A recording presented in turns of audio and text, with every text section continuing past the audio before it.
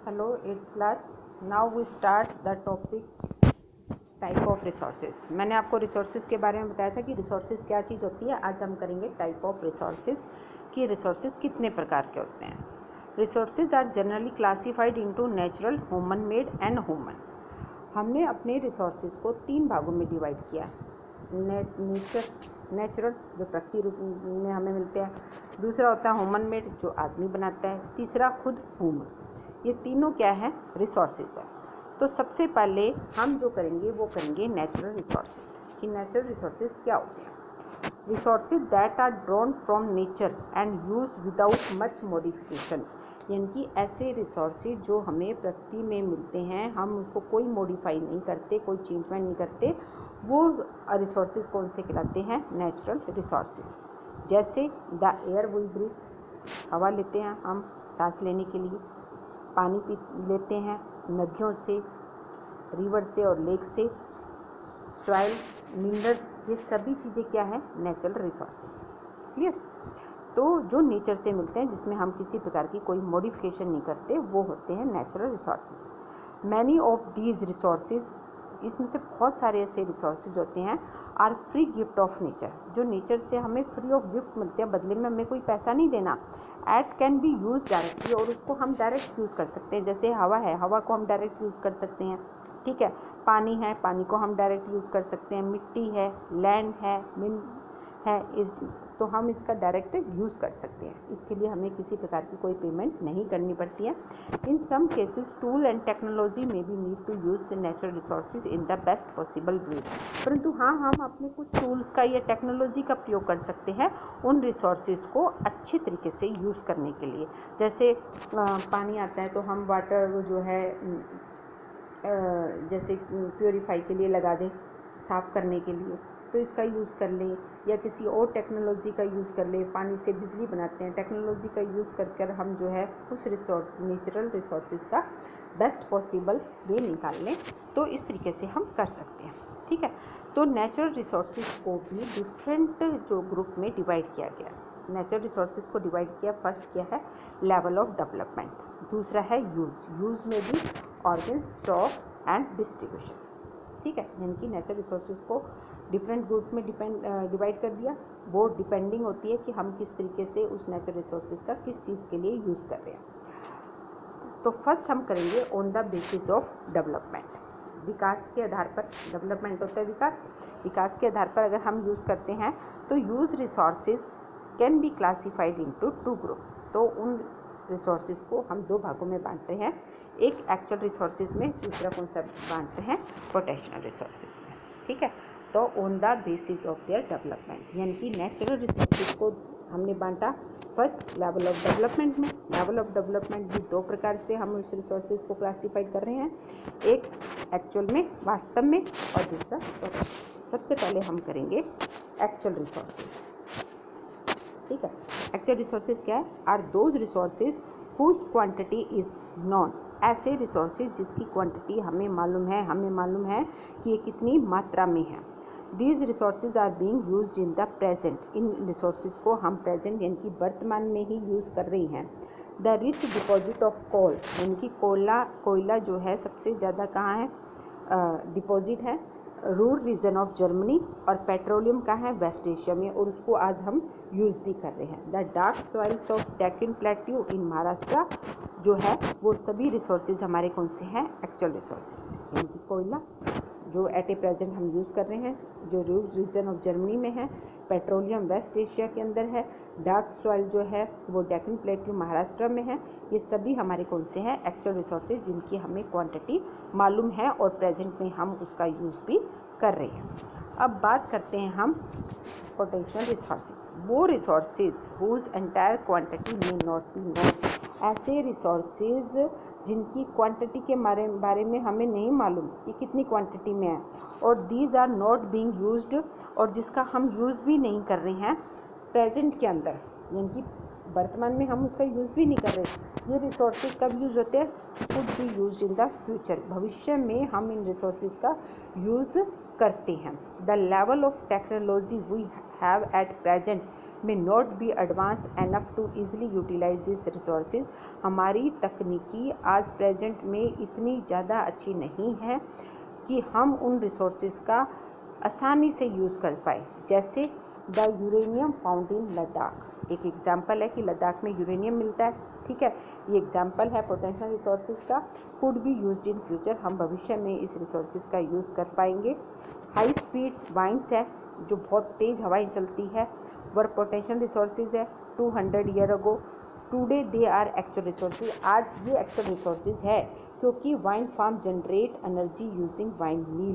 पहले 200 साल पहले की बात करें तो ये जो हाई स्पीड थी, ये क्या थी, हाई स्पीड जो वाइंड थी, तेज़ हवाएं जो चल रही थी, वो पोटेंशियल रिसोर्सेज थी।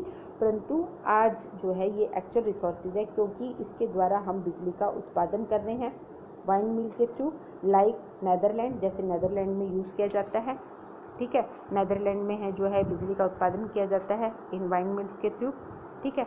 You will find some in Nagercoil in Tamil Nadu, Tamil Nadu में आप ये देख सकते हो, और साथ में कहाँ देख सकते हो, गुजरात कोस्ट पर, जहाँ ये वाइंड मिल लगाई हुई है, जिनका आज हम यूज़ कर रहे हैं। मतलब ऐसे रिसोर्सेज जिनका हम आज यूज़ नहीं कर रहे, जिसकी क्वांटिटी हमें नहीं मालूम, इन द फ्यूचर हम यूज़ करते हैं, ऐसे रिसोर्सेज कौन से कहलाते हैं, पोटेंशियल रिसोर्सेज। क्लियर। बेस अब ये तो था एक्चुअल और पोटेंशियल, ये कौन से बेस पे था, on the basis of development. इसके दो पार्ट थे। अब हम सेकंड पॉइंट करेंगे on the based on their organ. Resources can be abiotic और अबायोटिक, यानी कि वो रिसोर्सेज किस ऑर्गन के, अबायोटिक है कि बायोटिक है। अबायोटिक रिसोर्सेज कौन से होते हैं, नॉन लिविंग थिंग्स, जबकि बायोटिक रिसोर्सेज कौन से होते हैं, लिविंग। ये अबायोटिक रिसोर्सेज कौन से होंगे, जो नॉन लिविंग थिंग्स है, और बायोटिक रिसोर्सेज होते हैं जो लिविंग थिंग्स होते हैं। जैसे सॉइल्स, रॉक, मिनरल्स, ये क्या है, अबायोटिक, इनकी नॉन लिविंग थिंग्स है, जबकि प्लांट और एनिमल्स क्या है, बायोटिक रिसोर्सेज। क्लियर। तो आज का टॉपिक यहीं तक। मैंने क्या क्या करवाया आपको, नेचुरल रिसोर्सेज को मैंने क्लासीफाइड किया। ये है आपका नेचुरल रिसोर्सेज, इसको क्लासीफाइड किया हमने बेसिस ऑफ डेवलपमेंट,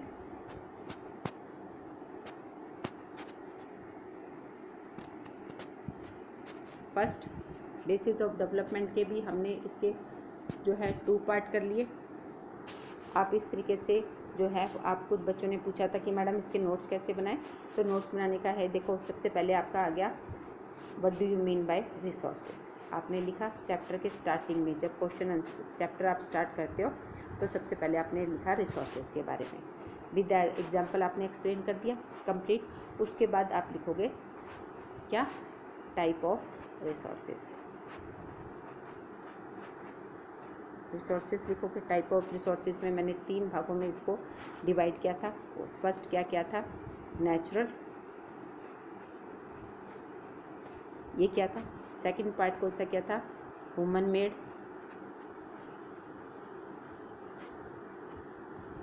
क्या था, ठीक है। थर्ड मैंने कौन सा किया था, ह्यूमन। 3 भागों में मैंने इसको डिवाइड किया था।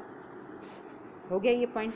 उसके बाद आप क्या करोगे, फर्स्ट पॉइंट आपने लिखा कौन सा, नेचुरल, नेचुरल लिखा।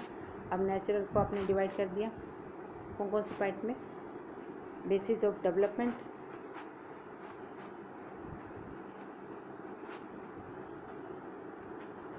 ठीक है, on the basis of organ, origin, ठीक है, इसमें डिवाइड कर दिया। क्लियर। अब आप डेवलपमेंट को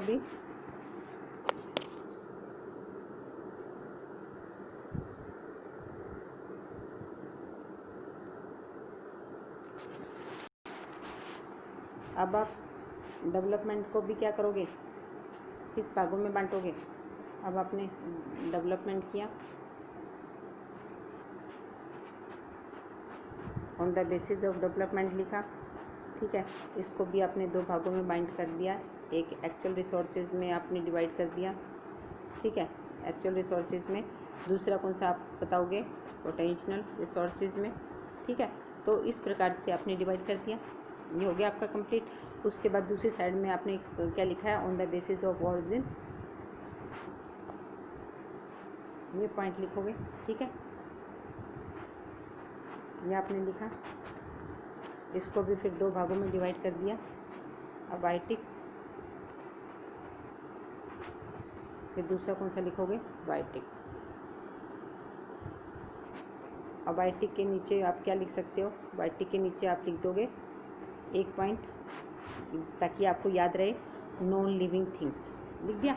बायोटिक में आप क्या लिखोगे, बायोटिक के नीचे लिख देना, जैसे अबायोटिक थिंग्स के पीछे लिख दिया आपने लिविंग थिंग्स, नॉन लिविंग, और बायोटिक में क्या लिख दोगे, लिविंग, ताकि आपको याद करने में आसानी रहे। तो इस तरीके से आप जो है नोट्स बना सकते हैं।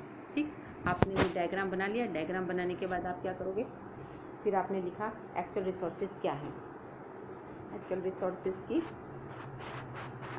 रिसोर्सेज लिखोगे, और उसके बाद क्या लिखोगे, इनकी क्वांटिटी नोन है, ये आपको डेफिनेशन मैंने ऊपर बताई थी, देखिए आप